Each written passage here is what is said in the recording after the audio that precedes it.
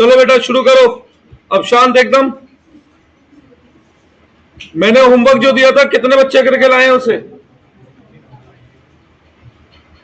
देव, देव तू ही है, तेरे अलावा और कोई देव नहीं है? क्यों नहीं करा? हाँ भाई सक्षम, करा होमवर्क? क्यों? तूने व्यांश बेटा पेपर पे चमिल्ला चाहिए ना स्कूल? पेपर कब का है खुद बता। अच्छा मुझे अब कैसे करोगे अगर होमवर्क नहीं करोगे तो?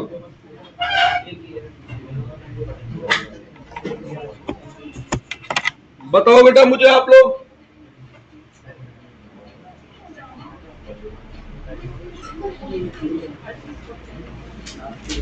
तो आज सुबह भी नहीं आया तू? मैंने कल चैप्टर रिवाइज करा रहा था बेटा। चलिए सुनिए, मैं वापस आता हूं स्टेप्स पे।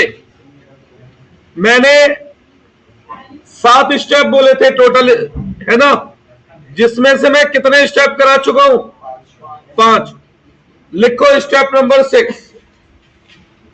ये 4 चैप्टरों में सेम स्टेप एप्लीकेबल होंगे। Step 6 is partner withdraw anything. क्या पार्टनर कुछ विड्रॉ कर रहे हैं? अगर हां तो ध्यान से सुनो, जो भी पार्टनर विड्रॉ करता है उसकी कैपिटल फर्म में बढ़ेगी कम होगी? कम हो जाएगी। ड्राइंग से कैपिटल कम होती है तो डेबिट। जिस भी पार्टनर, यहां पे ध्यान दे लीजिए बस। और अपोजिट में क्या आता है? वो चीज जो उसने विड्रॉ की, कैश विड्रॉ किया, कैश, कोई एसिड टेक ओवर किया तो उस एसिड का नाम। अब अगर बैलेंस, भाई जब पढ़ना मन होना तब बता देना मुझे, बात नहीं खत्म होनी किसी की।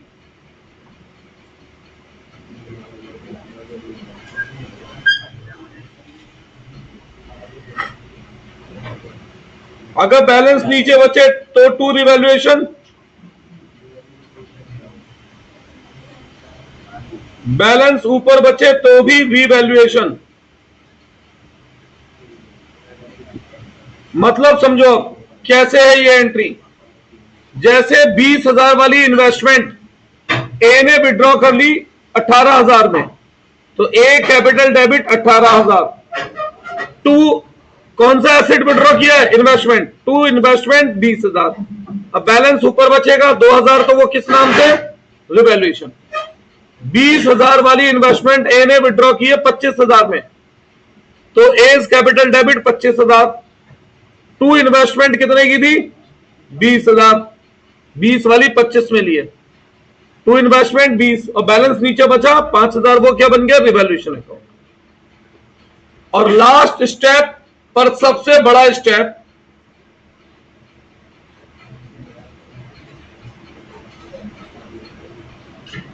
अप्लाई। जो भी बची हुई एडजस्टमेंट है उन एडजस्टमेंट को हमें अप्लाई करना है। That is revaluation of asset and liability. अब एक बात सुनो मेरी, बहुत सिंपल से एक एग्जांपल दे रहा हूं। मैं और अवनीश एक बिजनेस में पार्टनर थे, ठीक है बेटा? 5 साल पहले जब हमने बिजनेस शुरू किया तो हमने बिल्डिंग खरीदी थी 1 करोड़ रुपए की। अब आप लोगों ने 11th में पढ़ा होगा, अकाउंट में चलता है historical cost concept. Historical cost concept के अनुसार इस बिल्डिंग को मैं अपनी बुक में कौन सी वैल्यू पे दिखाऊंगा? जितने में खरीदा था। कितने में खरीदा था हमने इसे? 1 करोड़। तो हमने अपनी बुक में बैलेंस शीट में बिल्डिंग कितनी दिखा रखी है? और आज इसकी मार्केट वैल्यू 3 करोड़ है। तो कायदे में हमें कुछ फायदा हो चुका है। कितने का? 2 करोड़ का। अब एक नया पार्टनर एडमिट हो जाता है। एक मिनट। हेलो, हाँ भाई, मैं ट्यूशन पे हूं। और क्या? नहीं, इसे क्या 4 बजे आना है, मैं बात कर लूंगा आज इससे। तो आज चलिए से 5 बजे आंदे तब मैं बात करता हूँ इससे। ठीक है, क्या बात कर रही है ये? 4-5 जने नहीं, मैं बात कर लूंगा, आंदे चला। ठीक ठीक। भूल गया आप क्या कह रहा था। हाँ जी, तो एसेट लायबिलिटी रिवैल्यूड, ठीक है। तो अब ऐसा समझो, ये 2 करोड़ का फायदा कायदे में किसका है? मेरा और अवनीश का। पर अगर हम एसेट को रिवैल्यूड नहीं करते और हम एक तीसरे पार्टनर आदित्य को अपने साथ एडमिट कर लें, 1 साल बाद फर्म बंद करनी पड़ी और हमने इस बिल्डिंग को बेचा 3 करोड़ में, तो ये भी फायदे में हिस्सा मांगेगा नहीं मांगेगा? पर क्या एक्चुअल में इसका कोई उसके फायदे में क्या नाम है रोल था? नहीं था बेटा। तो इसी वजह से क्या होता है, जब भी रिकंस्टिट्यूशन होता है, पार्टनर एग्रीमेंट चेंज करते हैं, तो एसेट और लायबिलिटी को क्या किया जाता है? रिवैल्यूड करा जाता है। क्या करा जाता है? रिवैल्यूड। तो अब यहां पर रिवैल्यूएशन करना है। देखो, अब यहां पर बेसिकली मैं 2 चीजें सिखा रहा हूं। अकाउंट बनाने को आए तो अकाउंट कैसे बनता है रिवैल्यूएशन का,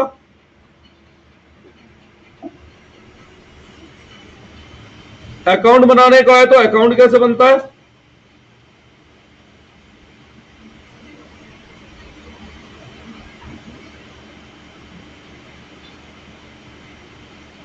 और एंट्री आए तो एंट्री कैसे बनती है। Debit credit. सबसे पहले मैं एंट्री की बात करता हूं। जैसे कोई भी एसेट है, अगर बेटा एसेट की वैल्यू बढ़ रही है तो खुद बताओ, एसेट बढ़ता है तो डेबिट करते हैं क्रेडिट। तो एंट्री बनी asset account debit to revaluation account, ठीक है। अब एसेट बढ़ रहा है तो फायदा या नुकसान? फायदे का नेचर डेबिट होता है, क्रेडिट डेबिट नहीं क्रेडिट। फायदे का नेचर क्या होता है? क्रेडिट। तो अगर एसेट बढ़ा तो उसे रीवैल्यूएशन के क्रेडिट में दिखाते हैं, जितना एसेट बढ़ा उस वैल्यू से। तो अगर अकाउंट बनाने को आए तो रिवैल्यूएशन अकाउंट ऐसे बनेगा, एंट्री बनाने को आए तो नीचे एंट्री बना के मैं दिखाएगा। कोई और एसेट है, उसकी वैल्यू गिर रही है, लेट से मशीन की वैल्यू 10,000 रुपए कम हो रही है, तो एसेट कम होता है तो एसेट को क्या करते हैं? क्रेडिट। और अपोजिट में क्या आएगा? Revaluation account. क्या आएगा? Revaluation account. अब एसेट की वैल्यू कम हो रही है तो फायदा नुकसान? नुकसान का नेचर डेबिट। तो टू साइड में एसेट के नाम से जितने एसेट की वैल्यू कम हो रही है, ठीक है। लायबिलिटी, अगर लायबिलिटी बढ़ती है तो लायबिलिटी को डेबिट करते हैं क्रेडिट, क्रेडिट करते हैं। अपोजिट में किसका नाम आएगा? रीवैल्यूएशन का।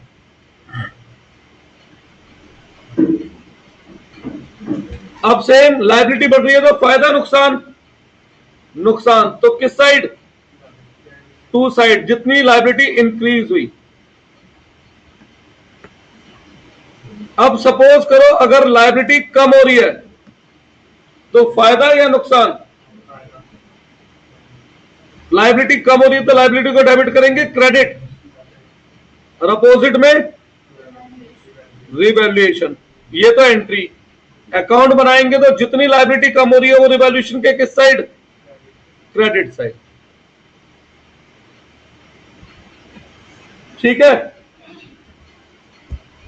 अब कुछ अजीब सी नई सी एडजस्टमेंट आ जाए, आपको समझ नहीं आ रहा क्या करना है, तो याद रखो,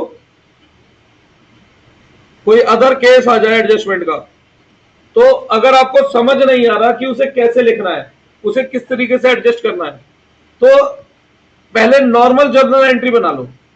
जैसे आउटस्टैंडिंग सैलरी की एंट्री क्या होती है? Salary account debit to outstanding salary. अब इनमें से जो भी इनकम या एक्सपेंस हो उसकी जगह पर रिवैल्यूएशन का नाम आ जाता है। किसका नाम आ जाता है? अब बताओ, सैलरी इनकम एक्सपेंस होती है, आउटस्टैंडिंग सैलरी इनकम एक्सपेंस होती है? सैलरी। तो क्या नाम आ गया? और रिवैल्यूएशन डेबिट हो रहा है तो उसके डेबिट में लिख दिया। इस तरीके से हम बेटा कितनी भी एंट्री सोच सकते हैं। ठीक है, अब बच्चे बस एक चीज में फंसते थे, किसमें, ध्यान करो, बैड डेब्ट वाली में, है ना। तो बैड डेब्ट का मैं आपको एक बहुत अच्छा सा आसान सा तरीका बता रहा हूं। जो भी आपको ओल्ड प्रोविजन दिखे, क्या दिखे, उसे कैंसिल करो, क्रेडिट में लिख दो। जो भी नया बैड डेब्ट दिखे, बैड डेब्ट डेटर को कम करता है, बैड डेब्ट को डेटर के नाम से लिखो, और नया प्रोविजन नुकसान होता है उसे भी क्या लिखो, रिवैल्यूएशन के डेबिट में लिखो। बस ये तरीका अपनाएंगे प्रोविजन का, और कुछ नहीं करेंगे, कोई बहुत सारे केस नहीं लगाएंगे। तो इनके बेसिस पर बेटा हम रिवैल्यूएशन अकाउंट प्रिपेयर करेंगे।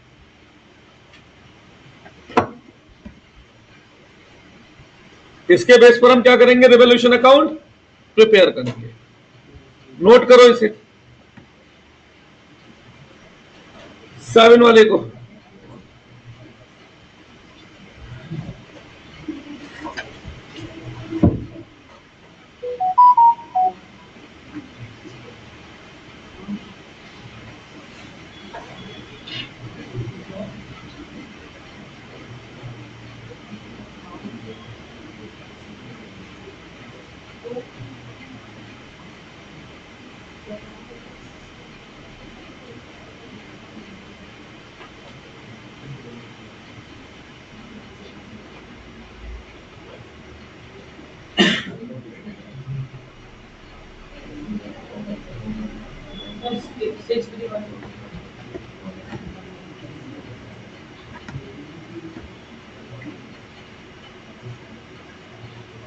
देख लिया।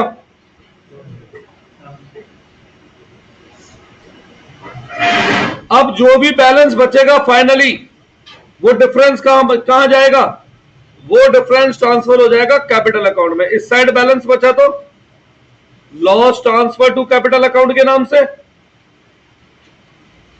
कौन से रेशो में, ओल्ड रेशो में, और इधर बचा तो profit transfer to capital account के नाम से। कौन से रेशो में, ओल्ड रेशो में। अभी मैं इसे यूज करके भी दिखाना है मुझे, एक क्वेश्चन करा के आज, लिख लिया। तो बस एक आखिरी चीज और लिख लो, लास्ट छोटी सी जगह बची है, छोटी सी चीज है। If revaluation account is not to be prepared, question कहता है कि रिवैल्यूएशन अकाउंट हमें नहीं बनाना है, या asset and liability are not to be revalued. Question में कुछ ऐसा लिखा है कि एसेट लायबिलिटी को हमें रिवैल्यूड नहीं करना है, और क्वेश्चन में कुछ ऐसा लिखा है asset and liability are to be shown in balance sheet at their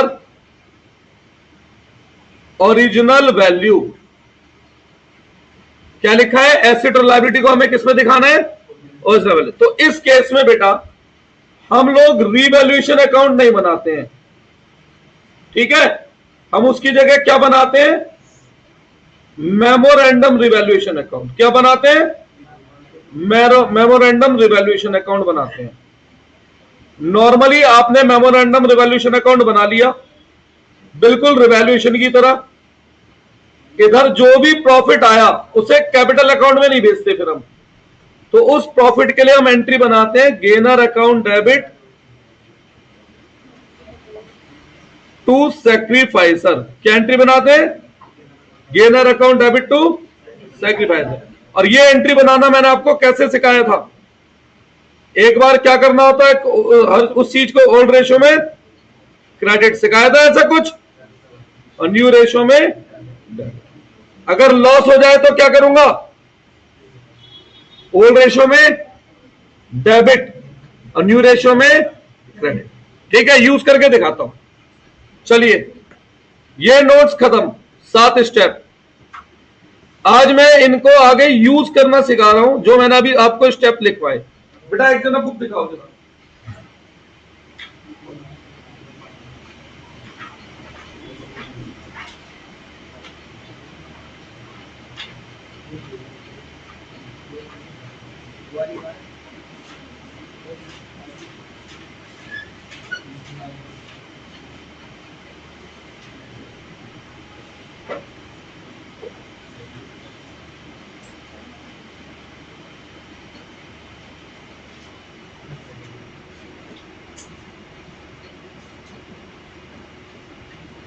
illustration number 29 group पर भेज दो।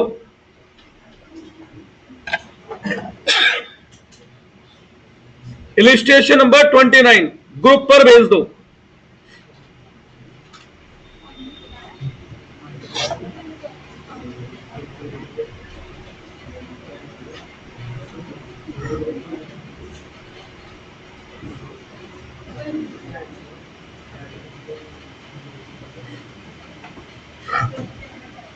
देखो बेटा,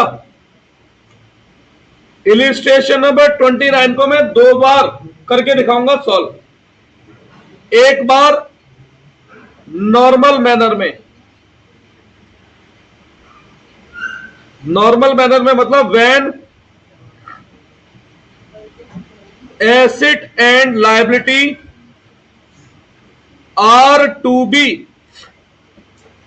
रीवैल्यूड, और इसी क्वेश्चन को मैं एक बार दिखाऊंगा when asset and liability are not to be revalued. सही है, सेम क्वेश्चन 2 बार करके दिखाऊंगा।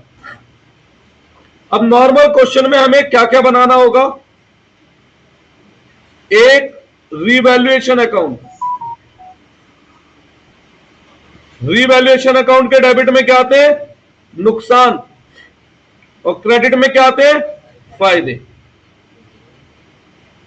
दूसरा मुझे इसमें बनाना होगा कैपिटल अकाउंट। जरा क्वेश्चन देखकर बताओ, इस क्वेश्चन में कितने पार्टनर हैं टोटल?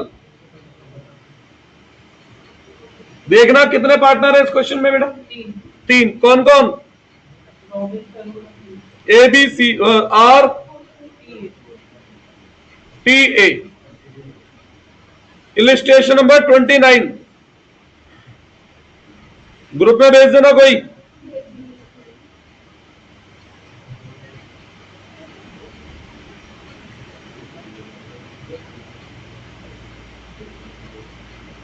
आर टी ए,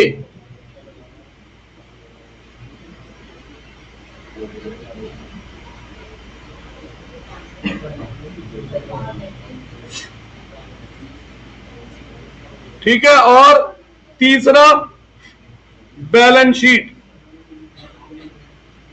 2 बार ये क्वेश्चन सॉल्व कर रहा हूं, एक बार नॉर्मल मैनर में जिसमें एसेट लायबिलिटी हमें रिवैल्यूएट करने हैं, और एक बार तब जब एसेट लायबिलिटी रिवैल्यूएट करने के लिए क्वेश्चन मना करे। सही है बेटा, 2 बार करके दिखा रहा हूं इस क्वेश्चन को।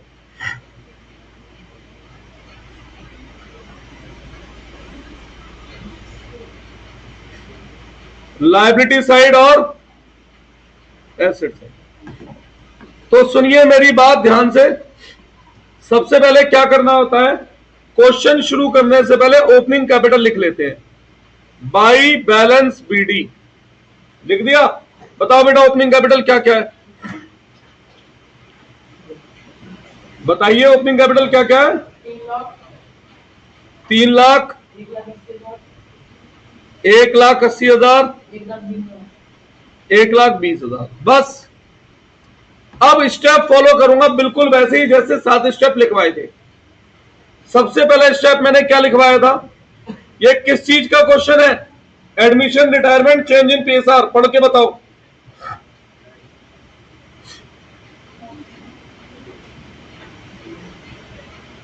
ये है चेंज इन पीएसआर का क्वेश्चन। स्टेप 1 में हमें पता होना चाहिए ओल्ड रेशो और न्यू रेशो। ओल्ड रेशो बताओ इस क्वेश्चन में कितना दे रखा है? न्यू रेशो बताओ ये क्या रखना चाहते हैं? पढ़ो क्वेश्चन ढंग से। पॉसिबल ही नहीं है कि नहीं दे रखा। नहीं दे रखा।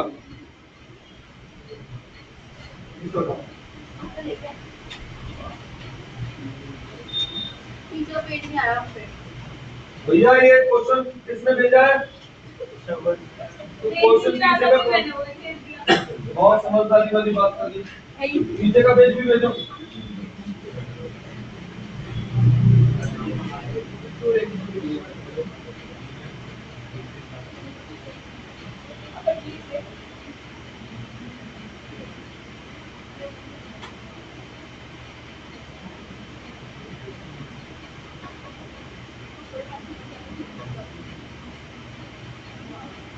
ये क्या दे रखा है भाई?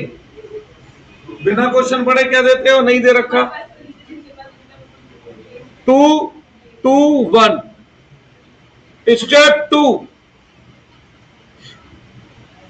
Is there any old goodwill? Old goodwill कहां पता लगेगी? बैलेंस शीट में देखो। क्या बैलेंस शीट में कोई ओल्ड गुडविल है? हाँ या ना? नहीं है। अगर होती तो मैं क्या एंट्री करता? Partner capital account debit to goodwill. अगर होती तो मैं ये एंट्री बना देता। मैं अब आप कहेंगे है नहीं तो एंट्री क्यों बना रहा हूं? भैया अकाउंट में दिखाने के लिए, होती तो क्या करते। अब बताओ यहां पे पार्टनर क्या हो रहे हैं बेटा, डेबिट या क्रेडिट? डेबिट। तो मैं यहां पार्टनर के डेबिट में लिख देता अगर गुडविल होती तो। टू गुडविल ओल्ड रेशो में है ही नहीं, कोई बात नहीं, मैंने तो आपको क्वेश्चन भरना सिखाना है। होती तो क्या करते? कोई डाउट है इसमें? Step 3 is there any specific reserve? देखो क्या कोई WCR या IFF है बैलेंस शीट में? नहीं है। अगर होता तो WCR होता तो आप क्या करते? WCR debit to liability for workman compensation, और बचा हुआ बैलेंस आप किस में बांट देते? पार्टनर में। ऐसे ही करते ना, ये सिखा चुका हूं ना मैं, कौन से रेशो में। तो देखो अब इसको पोस्ट कैसे कैसे करता मैं, अगर ये एंट्री बनती तो ये लायबिलिटी वाला हिस्सा चला जाता बैलेंस शीट में। कहां चला जाता? तो इस लायबिलिटी वाले हिस्से को बैलेंस शीट में लिख देता मैं लायबिलिटी फॉर वर्कमैन कंपनसेशन के नाम से। अगर होता तो, है ही नहीं, पर फिर भी मैं भरना सिखा रहा हूं।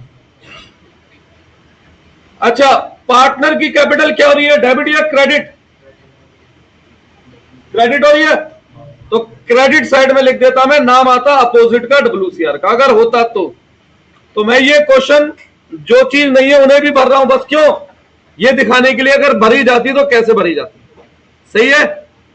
सातों स्टेप में, यानी कि मैं इसमें क्या करके दिखा रहा हूं, अप्लाई। बेटा यहां से देखो ना, एंट्री बनाई थी मैंने। RTA क्या हो रहे हैं, डेबिट या क्रेडिट? तो क्रेडिट में लिख दिया मैंने, खत्म बात। नाम किसका आता है? अपोजिट का। ऐसे ही अगर IFF होता तो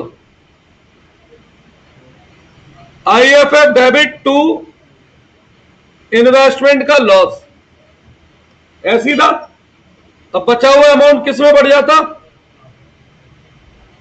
पार्टनर में। ऐसे ही था।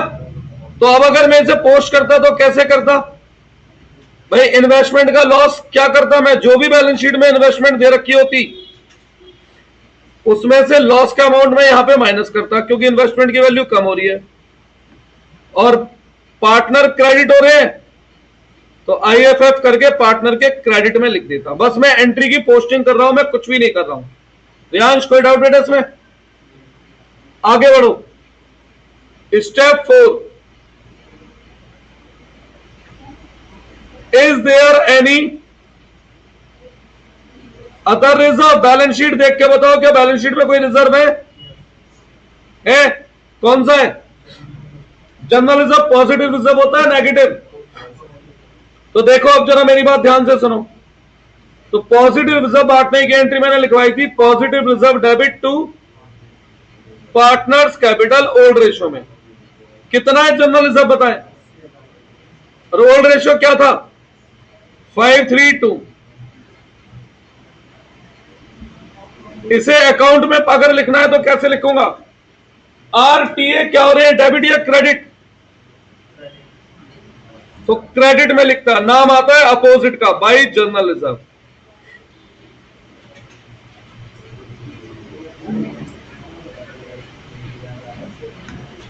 ठीक है। और भी कोई रिजर्व है बैलेंस शीट में? P&L भी दे रखा है कितना? 30,000। P&L किस साइड दे रखा है? Liability side. तो ये बना positive reserve. P&L account debit to R to T to A 30,000। Old ratio है 532, सॉरी 15,9,6। बताओ कैपिटल क्या हो रही है, डेबिट या क्रेडिट? क्रेडिट। तो किस साइड लिखूंगा कैपिटल में? Credit side. और नाम किसका आता है? अपोजिट का। जो मैंने स्टेप लिखे थे क्या मैं उनसे अलग जा रहा हूं या उन्हीं स्टेप को फॉलो कर रहा हूं? सेम। अगला step for new goodwill of firm. अगला step for new goodwill of firm. Adjustment में देखो फर्म की नई गुडविल क्या दे रखी है। देखो भाई एडजस्टमेंट में फर्म की नई गुडविल क्या दे रखी है? 1,00,000। तो जो नई गुडविल होती है मैंने उसका क्या तरीका बताया था? उसे एक बार ओल्ड रेशियो में क्या करना है? क्रेडिट। और न्यू रेशियो में क्या करना है? डेबिट। ओल्ड रेशियो बताओ क्या दे रखा था? 532। और न्यू रेशियो क्या था? 2:1। 1,00,000 को बांटो 532 में, 50, 30, 20। इसी 1,00,000 को बांटो 2:1 में, 40, 40, 20। डिफरेंस देखो, 10,000 क्या बढ़ा है? क्रेडिट वाली साइड बढ़ी है। 10,000 क्या बढ़ा है? तो एंट्री बनी टी डेबिट टू आर। यहां तो डिफरेंस 0 है ना बेटा। अब देखो इसको अकाउंट में कैसे पोस्ट करना है। टी क्या हो रहा है? डेबिट। टी के डेबिट में लिखूंगा 10,000 और नाम आता है अपोजिट का। अपोजिट में कौन था? आर। आर क्या हो रहा है? क्रेडिट। तो आर के क्रेडिट में लिखूंगा 10,000, नाम आता है अपोजिट का। इन्हीं स्टेप्स को फॉलो करके मैं अकाउंट बना रहा हूं। अगर एंट्री बनानी है तो एंट्री भी ध्यान से सोचोगे तो मैंने इस क्वेश्चन में आपको एंट्री भी सिखाई है। नीचे एंट्री कर रहा हूं और ऊपर क्या कर रहा हूं? अकाउंट। सही है। Step 6, is partner withdraw anything? Question पढ़ के बताओ, क्या कोई पार्टनर कोई एसिड वगैरह ले रहा है? हाँ या ना? नहीं। अब आ जाओ स्टेप 7, रिवैल्यूएशन। ठीक है। मेरा आंसर भी बुक से मैच नहीं होगा क्योंकि मैं ये क्वेश्चन दो तरीके से दिखाऊंगा। तो पहले मैं दिखा रहा हूं नॉर्मल और फिर दूसरा वाला दिखाऊंगा जब रिवैल्यूएशन नहीं बनाना, तब मैच कराऊंगा बुक से। चलिए जिंदल साहब आप पढ़ो एडजस्टमेंट सारी अब शुरू से।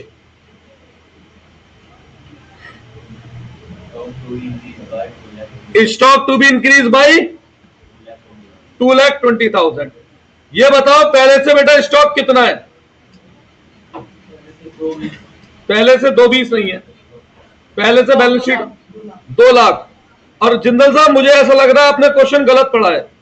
स्टॉक इज इंक्रीज टू 2,20,000 होगा, आपने बाई 2,20,000 बोला है। लाइन फिर से बोल दो। Increase by 2,20,000। 2,00,000 है। तू क्या बोल रहा है? मैं बोल रहा हूं ना तूने गलत पढ़ा है कुछ। इन स्टॉक 20,000 तक बढ़ रहा है, यानी कि स्टॉक की वैल्यू कितनी बढ़ गई? अब देखो अगर मैं एंट्री बनाता तो क्या करता? सुनिए, स्टॉक एसिड है लायबिलिटी? एसिड बढ़ता है तो डेबिट, और अपोजिट में रीवैल्यूएशन। कितना? 20। अगर मैं अकाउंट बनाऊंगा तो क्या करूंगा? स्टॉक बढ़ रहा है, फायदा या नुकसान? फायदा। फायदे किस साइड आते हैं? Credit side. कितना फायदा? 20। ठीक है बेटा, कोई डाउट इसमें? आगे बढ़ो, अगली एडजस्टमेंट। अब देखो पुराने डेटर बताओ कितने हैं।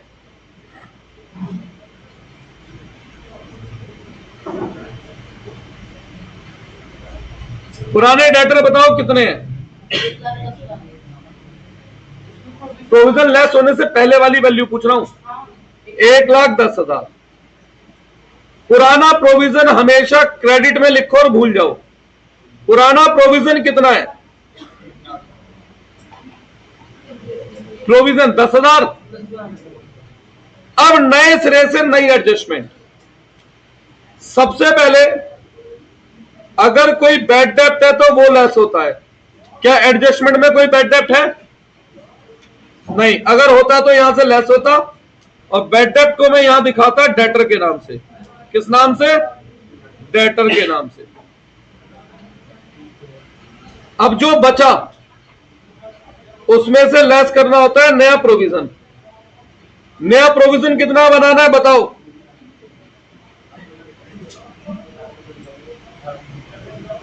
नया प्रोविजन बताओ बेटा, क्या लिखा है? लैंग्वेज पढ़ो। Reduce by 2000। पुराना 10 था और 2000 कम करना है, तो नया प्रोविजन कितना बनाना है? 8,000। नया प्रोविजन कितना बनाना है? 8,000। अब देखो, अगर मैं इसकी एंट्री करता तो मैं एक फिक्स ब्लॉक बता रहा हूं, एंट्री का ये स्टेप फॉलो करना है ब्लॉक में। मैं आपको एक रास्ता और सिखाऊंगा, 2 रास्ते सिखाऊंगा बेसिकली मैं। पहला रास्ता ये वाला तरीका। सबसे पहले हम पुराने प्रोविजन को खत्म कर रहे हैं। प्रोविजन एसेट होते हैं, लायबिलिटी लायबिलिटी होती है प्रोविजन, और लायबिलिटी को खत्म करते हैं तो debit. Old provision for doubtful debit, debit to revaluation. फिर बैड डेब्ट की एंट्री। बैड डेब्ट से डेटर बढ़ता है कम होता है? डेटर कम होता है तो debtor credit. Revaluation account debit to debtor. ये किसकी एंट्री हो गई? बैड डेब्ट। और फिर नया प्रोविजन बना रहा हूं। प्रोविजन लायबिलिटी होती है, प्रोविजन लायबिलिटी है, लायबिलिटी बढ़ रही है तो revaluation debit to provision for doubtful डेब्ट। ये 3 एंट्रियों का ब्लॉक है बैड डेब्ट की, उसके लिए चेन के लिए। ठीक है। वैसे सच्ची बात बताऊं तो 99% है अभी आपके एग्जाम में अकाउंट आएगा बनाने को। क्या आएगा? अकाउंट। चलो अब अगली एडजस्टमेंट पे आओ। फिर बताओ पहले से फर्नीचर कितना है? रिड्यूस बाई तो 10,000 से कम हो रहा है। एसिड कम होगा तो फायदा नुकसान? नुकसान टू फर्नीचर।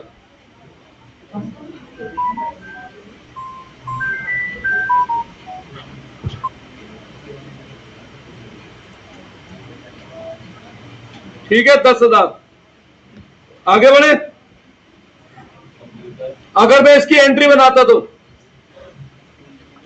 एसिड कम हो रहा है तो क्रेडिट, अपोजिट में क्या था? Revaluation account debit. कितना?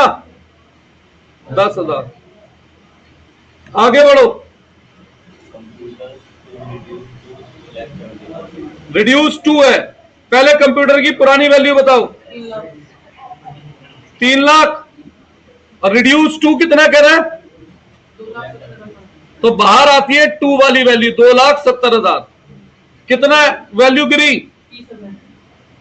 तो कंप्यूटर की वैल्यू कम हो रही है, फायदा नुकसान? नुकसान आते हैं डेबिट में। अगर मैं एंट्री बनाता एसिड कम हो रहा है तो credit, revaluation account debit to computer. 30 यार, आगे बढ़ो। ये तो हो गया था पहले ही। बस अभी नीचे वाला हिस्सा मैं क्यों नहीं पढ़ रहा हूं, क्योंकि मैं इस क्वेश्चन को 2 बार कराऊंगा। अभी मैंने इसे नॉर्मल वाले तरीके से कराया है, जब मैं दूसरे तरीके से कराऊंगा, जब रिवॉल्यूशन का इंपैक्ट नहीं लेना, तो मैं नीचे वाले हिस्से को पढ़ने की बात करूंगा। अगर नॉर्मल क्वेश्चन भरना हो भर सकते हो। अब सुनो, एडमिशन के सारे क्वेश्चनों में ऐसे ही भरना है। तो एडमिशन इन शॉर्ट आपका तैयार हो चुका है, ऐसे ही भरना है, कुछ और। तो मैंने आपसे क्या कह दिया, ये करा मैं कौन सा चैप्टर रहा हूं, तो इसलिए मैंने 3, 4, 5 एक साथ लिया। बेटा वो तो मेरा काम क्या है, सिखाना। अब एग्जाम में एंट्री मांगे तो एंट्री भी सिखा दी मैंने, अकाउंट मांगे तो मैंने अकाउंट भी सिखा। आज कोई होमवर्क नहीं है ये वाला, अगली क्लास में मैं इसकी और प्रैक्टिस कराऊंगा, फिर होमवर्क दूंगा। और जिन्होंने पिछली क्लास वाला होमवर्क नहीं करा, तो बेटा वो लोग होमवर्क कर लेना, क्योंकि मेरे को पिछली क्लास वाला होमवर्क चेक कराना है, वो इंपॉर्टेंट है।